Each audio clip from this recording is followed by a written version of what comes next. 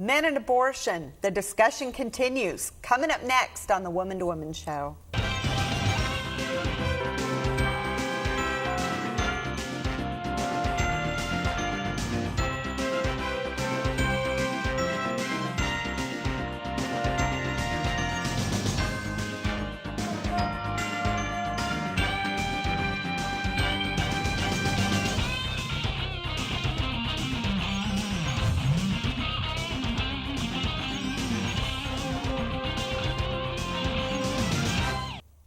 Hi, I'm LouAnn. Welcome to the Woman to Woman Show. And we are here because I won't let my guests go home. So hopefully you were able to see our last show. We are talking about men and abortion, and I'm going to reintroduce, in case you weren't lucky enough to see our last show, we have Graham Rintoul, Dr. Lawrence Johansen, Deacon Mike Caldwell, Dr. Jerry Snow. Welcome again, guys. And I should say gentlemen because we're formal here, as you could tell.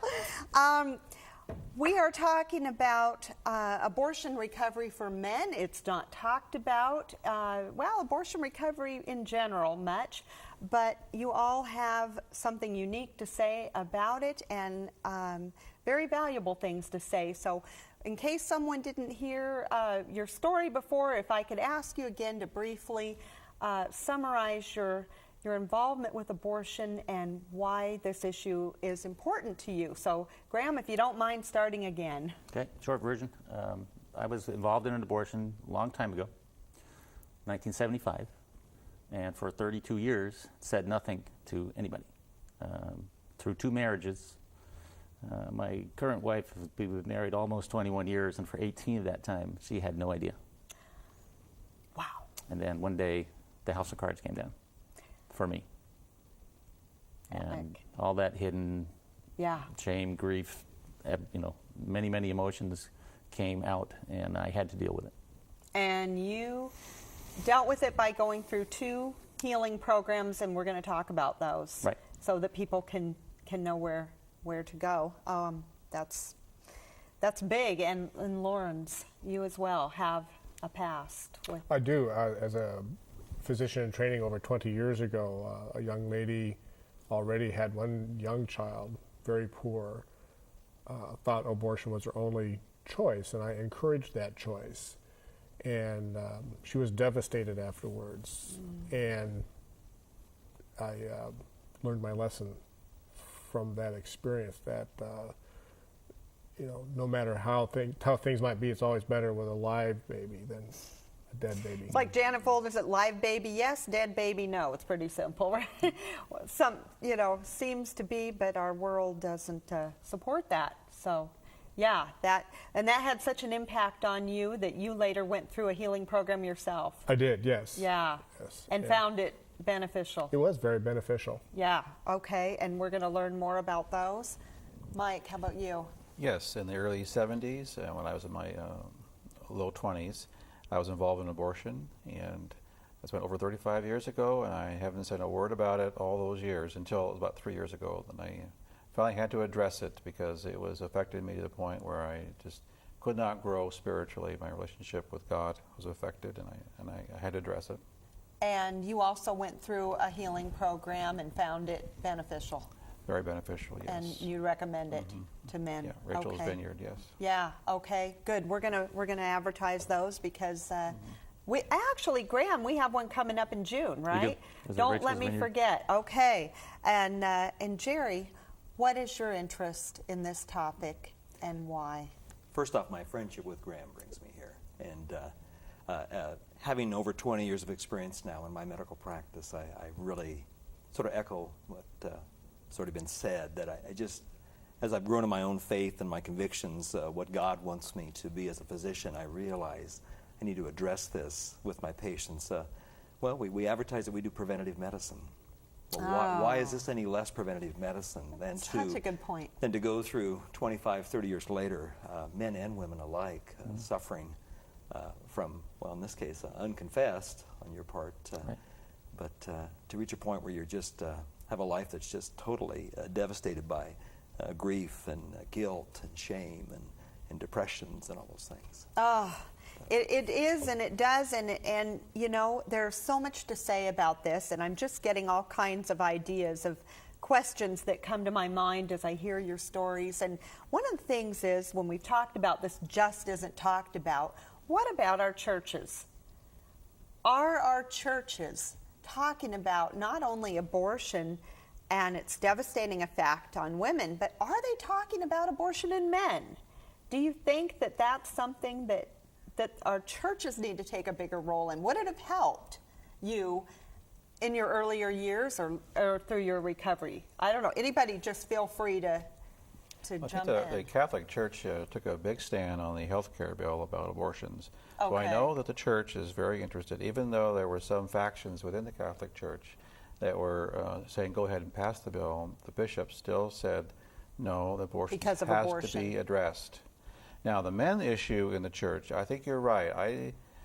Whenever I hear the abortion issue brought up in the Catholic Church, I always hear it associated with a woman's issue, and that's. Men aren't really included I mean, as victims. Exactly. I mean, they do talk about abortion. Of course, we know that there is a man as the father and mother. We know that to make the child. But I don't think when the recovery part, the healing part, I don't know that the man is emphasized enough. Right, right. What do you think from your experience, Graham? That's exactly true. The churches in general, for me, And you go didn't where? bring the issue up, and I go to Calvary Chapel Southeast. with Jared. Okay. Calvary Chapel. And I got back there after 25 years of not going to any church. I was just switched off. Yeah. So during that time, a church couldn't have reached me in the first place. Oh, okay. Once I got there, it turns out that one of our brothers actually was the facilitator for one of the programs that I attended. Oh, okay. So it was like one of those God-given, here, I'm going to give you the answer, and I'm going to take you to church to do it. Well, let me ask you this. All of you here have formed your opinions now because of personal experience or what you've observed happening to other people. Who here anybody come from a very pro-life family where when abortion became legal, someone in their family was out there protesting it or said so in the household, mom, dad, aunts, uncles, anybody come from that kind of a family where it was talked about? No. No. No. Not at all. Okay. Do you think it would have made a difference? It's hard to say for me. Part of my background, and I still have a little tinge of it, is I knew from an early age that I did not want children, which should have guided my path a different way to not be involved in premarital sex, certainly without condom or some other means. But being 22, I knew everything, and I didn't, So that having another set of like that. some different input would have probably helped me change what transpired, which was a pregnancy Hard that to ended look in back abortion. and say, what matters in Right. different cases. But those of you that had the girlfriends that came to you,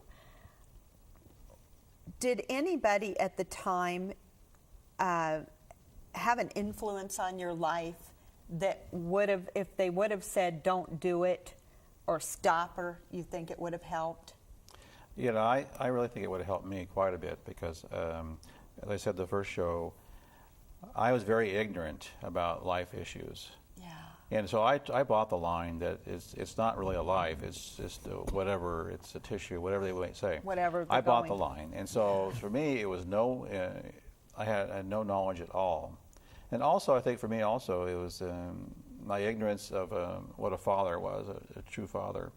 And so I think that also would have helped me if I would have had more influence in my house about fatherhood. Yeah. Well, I agree. One of the topics we had at a recent men's retreat was basically what's the husband and father's role? It's protecting and supporting the family. Right. Well, I failed that miserably. And so did I. In that time frame in 75. And it was based on ignorance, one, of that particular aspect of the Bible and what it teaches us. And secondarily, my selfishness that says, no, I don't want children. So when she came along and said, I have all this information that I got from the doctor's visit, similar to what you both shared, is, okay, I'm off the hook. I'm off the hook is a It's now- familiar Yep. relief statement, feeling, whatever. Right. And in That's how I truth, felt, too. between Saturday when I learned and the following Wednesday, 3-4 days, we were done deal. So there was no thinking, there was no praying, Pretty there was no quick. counseling, there was no In and out. anything other than a long drive to a clinic. What were you going to say about family dynamics? Well, it was more about the life issues and Oh, how yeah. I looked at them as a Yeah. young man. And I was fairly conservative Christian brought up, but in medical school, for some reason, I got this bee in my bonnet. I wanted to see an abortion. Wow. And at the county hospital, I made the arrangements, went in, and there was like a first trimester vacuum thing. And I remember, walking over and looking in the dish at 4 or 5 pieces of a fetus, and parts were still moving. There was a head. And it sort of, maybe that started me thinking that it takes a long time for some of these seeds to germinate. But, Yeah. it's not just a mass of cells, it's a mass of organized cells, if anything. And it's got human DNA. Yeah. It's got mother's DNA and father's DNA. Right. And that was a little sobering at the time. Did it hit you that day, or did it take a No, while? it's hitting me now. In fact, I had forgotten about it until even after our radio show. I hadn't thought about that in years. I don't know if I had subconsciously buried that, or if it's just something. But I thought, that's part of my story and part of the life. I at a very early part of Right. Yeah. my career. I saw life destroyed. Well, I think everybody would agree that society's view of this topic is hard to ignore when you're young. That together with the pure fear factor of what's facing you. And we're going to take a break, and when we come back, I want your advice on young men watching right now that may be in that situation or know somebody that is, and maybe is the one that someone comes up to and says, what do you think I should do? And when we come back, I know all of you will have a pretty good answer for them, I think. So hang on, and we'll be right back. One thing I'll never forget about walking into that building, there was one picketer on the sidewalk and doing something that we certainly don't advocate, but hollered at me, "You're just a baby killer if you walk into that building." And I knew he was right, but it didn't stop me. If he would have said anything else, are you hopeless? I'll help you if you're hopeless. Anything else, I probably would have turned around, but just kept walking and ignored him. And from the moment I walked into that building, it was just numb.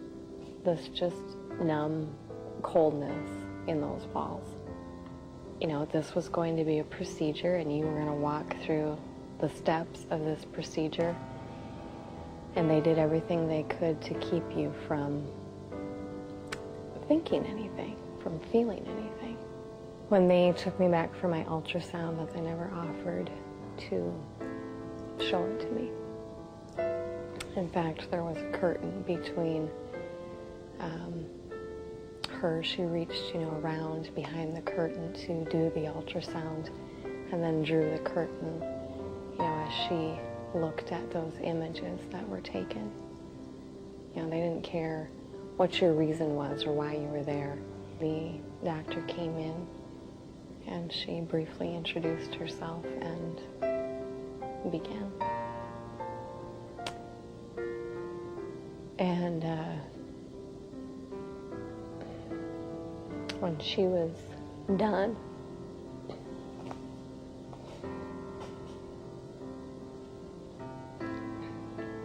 it's like it wasn't real, it was like it wasn't happening until she was done, because when she was done, she took a silver basin and sloshed it around at the foot of my bed and looked in it. Sloshed around the remains of my child and said, "Well, I think we got all of it." And that's when I sat there and I thought, it? What have I done? And they quickly just, put away their things and rush, rush, rush, put away the instruments, put away the tools, and left. Her and the nurse left. And the door closed behind me, and they walked down the hallway with my baby in that basin. And that emptiness just set in immediately. What about the rape victim? What about the incest victim who's been violated? And my response to that is, do we want to turn around and violate her a second time? How much hurt and pain do we want this woman to have to recover from? Because that's where we place her when we advise or we counsel her to exercise her right to abort that baby. We're forcing her right into being violated a second time and having twice the amount of hurt and twice the amount of pain to heal from.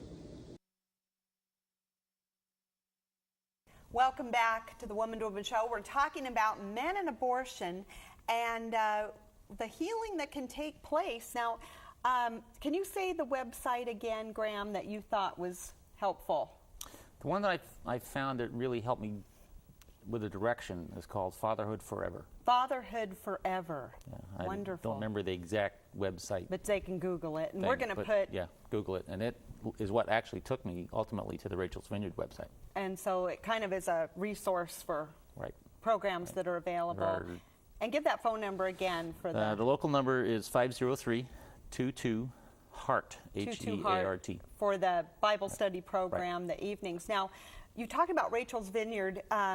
Isn't there a retreat coming up in June There is. here in Portland? It'll be here in Portland in June.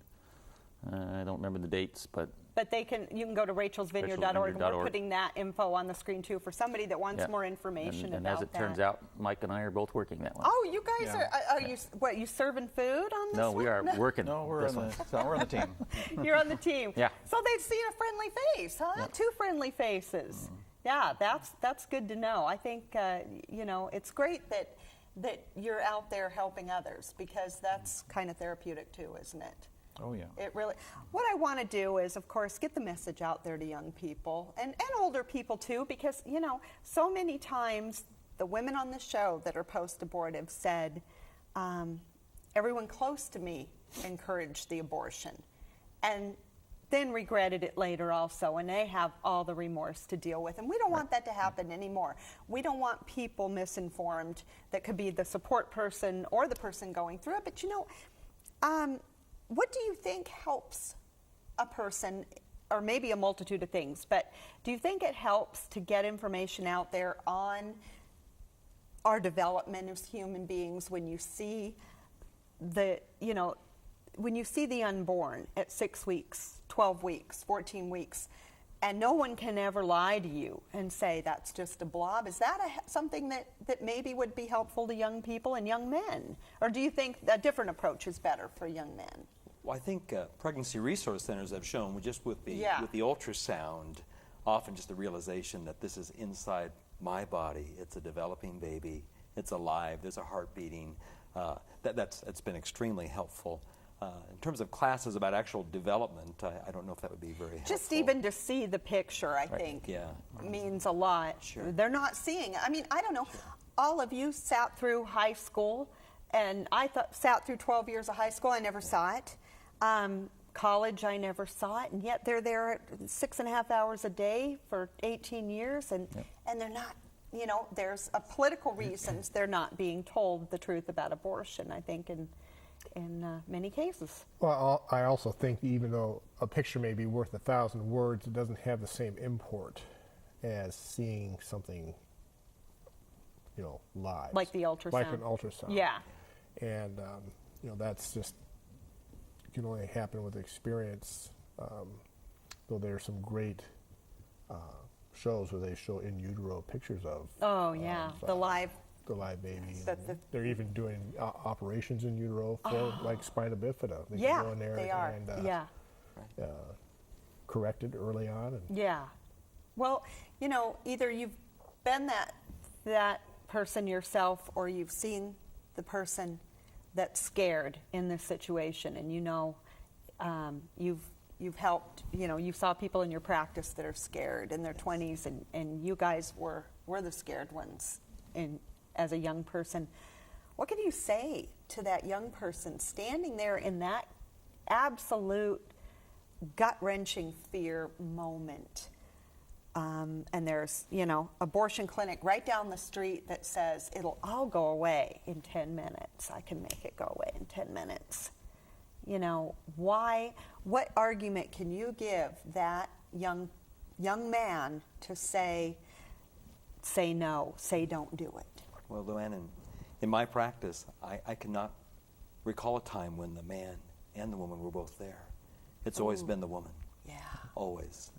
I think that's it's probably just the way we well, view our law kind of sets it up well, that way. we The sort man of view it doesn't that have a way, and legal- I think, especially with young men, if I was going to say anything to a young man today about that situation, again, we already said it once, it is your baby. Mm-hmm. You are the father of this baby. And we think that somehow, since it's, and not trying to discredit the process in women, they're going through the experience, but to say that you don't have any say, I don't believe that. Right. And I think the young woman may just be waiting for one person to say, one can do person to this. say that we can do this somehow. Yeah. We can let this baby live. Right. We can do this, and she may not hear from anybody else. I think, Right. Well-meaning family and friends saying you're too young for this. All the you don't reasons have enough they money for say. You don't have this. any It's money. not the right time, and let's go ahead and do the You abortion. can have children later. You can always have children later. Yeah. Well, that's not necessarily true, as we know. There are Yes. there's some No one knows that. do post-abortive they? issues with women. Maybe they will not be able to bear children again. So you don't know Right. that to be true. Right. I could tell a young man, I have a daughter that's 37 years old. I have never seen, and until you realize that was a person that you terminated, if you want to use that word, and when I come to terms with that myself, it was really gut-wrenching for me. My daughter that could have been so beautiful. I have a daughter and I have 2 sons now, and I know the joy of having a child, and to miss out on that all those years that I could have had with that child, and tell that person that you will regret this later, because that is about your, the best way that that 18-year-old needs to hear it. It's a hard one. It's a tough sell in today's world, isn't it? It is. And once you get older, you realize it's the 50-year picture, not this week, but you don't know that then. Exactly. I mean, Yeah. young people have a different outlook of life. They're immortal. They got Yeah. infinite Yeah. time out ahead of them. And as we approach middle age or in middle age, you look back with more regrets than you look forward with. You think, oh, this won't be a problem. No, this is the thing to do. Yeah, Yeah. you can say, you may think you're off the hook. It just got buried deeper with this Exchange it for a different hook. different hook, bigger, Oh, gosh. better barbs. Yeah. Yeah. Well, I want to ask Graham and Mike, did your girlfriends go through anything as far as a healing program that you know of, or have you been in contact over your role now? I don't know that she ever did. I do know she's married and has 3 children. Uh-huh. But beyond that, I don't know. I'd like to Yeah. find out.